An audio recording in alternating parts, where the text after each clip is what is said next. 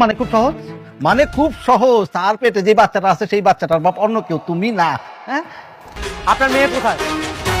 বন্ধুরা আসসালামু আলাইকুম। গরিব ঘরে রাজপুত্র নাটকের ১৬ নম্বর পর্বের সেই রেশ কাটতে না কাটতেই আজ আমরা ১৭ নম্বর পর্ব নিয়ে আলোচনা করতে যাচ্ছি।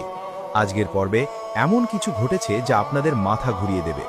মেঘলার প্রেগন্যান্সি নিয়ে অনিকের পরিবারের যে নাটক শুরু হয়েছে তা কি কোনো চক্রান্ত নাকি আসল সত্যি?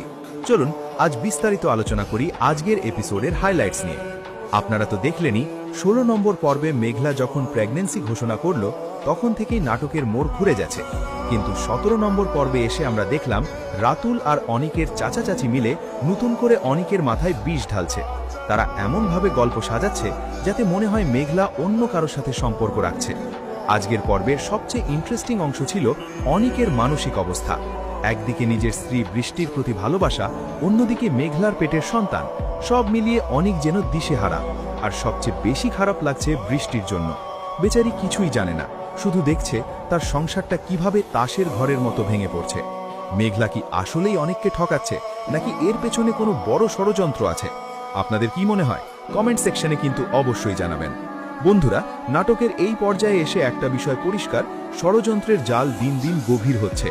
অনিকের চাচা যেভাবে বৃষ্টির সামনে এসে মিথ্যা সহানুভূতি দেখাচ্ছে তা খুবই বিরক্তিকর। দর্শক হিসেবে আমাদের তো একটাই চাওয়া, অনিক যেন আসল সত্যটা খুঁজে বের করে। আপনারা যারা রেগুলার এই নাটক দেখছেন তাদের কাছে আজকের পর্বটি কেমন লেগেছে?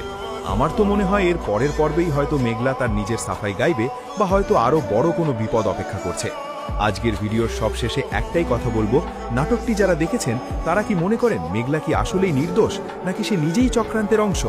আপনার মতামত আমাদের কমেন্ট করে জানান। আর হ্যাঁ, ভিডিওটি ভালো লাগলে লাইক দিতে ভুলবেন না। নাটকটি পরবর্তী আপডেট পেতে আমাদের চ্যানেলটি সাবস্ক্রাইব করে বেল বাটন অন করে রাখুন। দেখা হবে পরের ভিডিওতে, ততক্ষণ ভালো থাকুন। আল্লাহ হাফেজ।